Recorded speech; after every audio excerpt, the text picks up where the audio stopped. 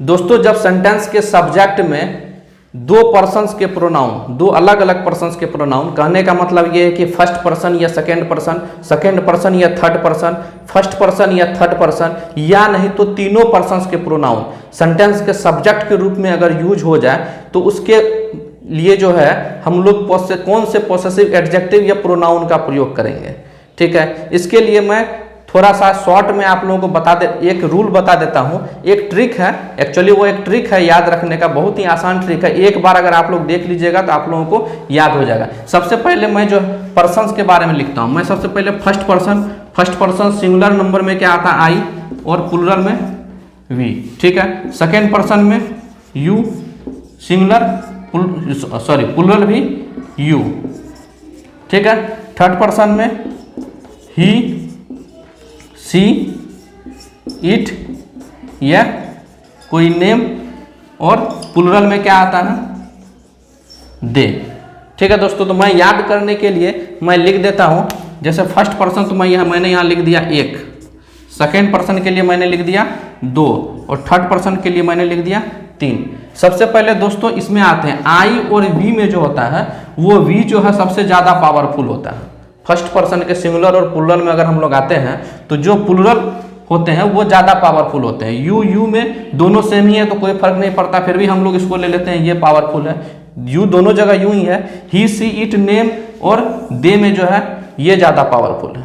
ठीक है, जब ये दोनों सेंटेंस के सब्जेक्ट के रूप में यूज हो तो वी का जो है पॉसेसिव प्रोनाउन, ठीक है, या पॉसेसिव एडजेक्टिव या रिफ्लेक्सिव प्रोनाउन, ठीक है, कुछ भी होगा तो हम लोग वी के अकॉर्डिंग लगाएंगे। जैसे वी का क्या होता है our, ours, us. Reflexive pronoun क्या हो जाता है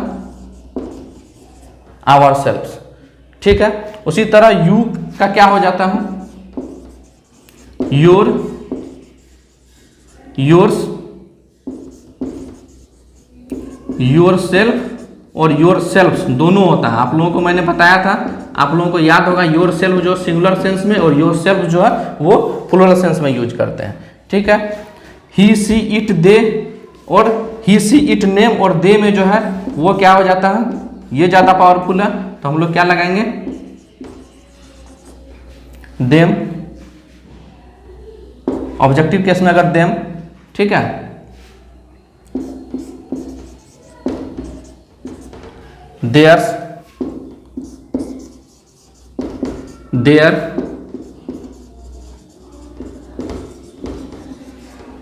देमसेल्व्स। Reflexive pronoun themselves.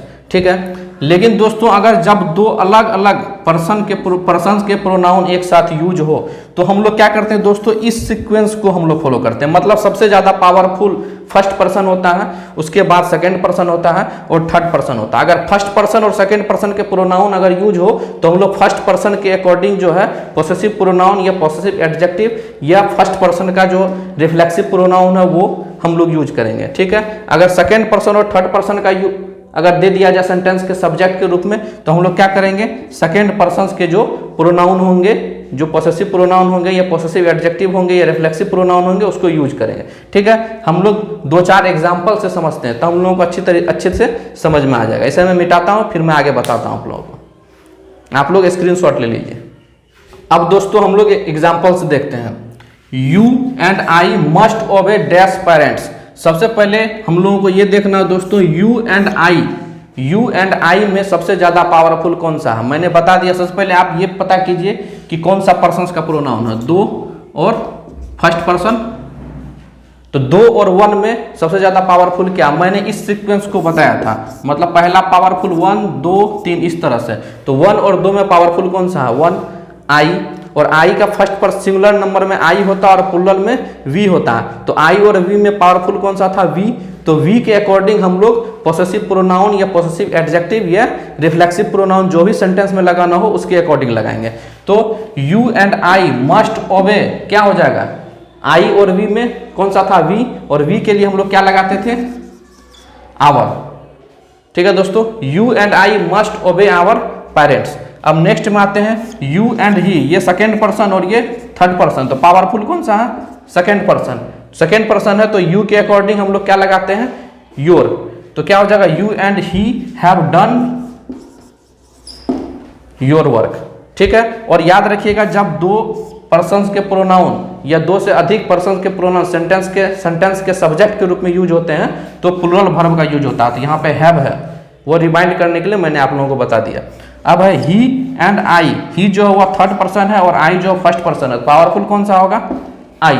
ठीक है, और आई में आई होता है फर्स्ट पर्सन में, तो फर्स्ट पर्सन में आई और वी होता है, तो आई और वी में पावरफुल कौन सा आता है, वी। वी के अकॉर्डिंग हम लोग क्या लगाएंगे, our. He and I do our lesson. देखिए रिफ्लेक्सिव प्रोनाउन भी इसके अकॉर्डिंग लगा, our selves.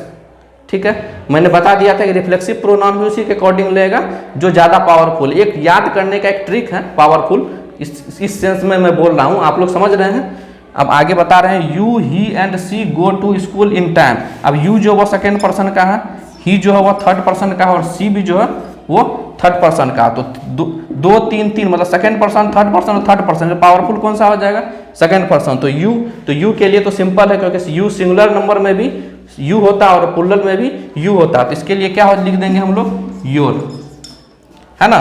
You he and she go to your school in time. ठीक है, अब है यू ही एंड आई, ये सेकेंड पर्सन, ये थर्ड पर्सन और ये फर्स्ट पर्सन। तो इस एक दो तीन तीनों पर्सन्स के प्रोनाउन आ गए। तो इसमें सबसे पावरफुल कौन सा होगा, ये फर्स्ट पर्सन। तो फर्स्ट पर्सन के लिए हम लोग क्या लगाते हैं, आवर। तो क्या हो जाएगा, you he and I have finished our work. ठीक है, आई होप कि आप लोग इसे समझ गए होंगे। अगर आप लोग नहीं समझ पा रहे हैं तो हमें कमेंट बॉक्स में बताएं, मैं नेक्स्ट वीडियो में उस डाउट को क्लियर करूंगा। ठीक है, इसी तरह देखते रहिए आरजे इजी इंग्लिश प्लेटफॉर्म। धन्यवाद।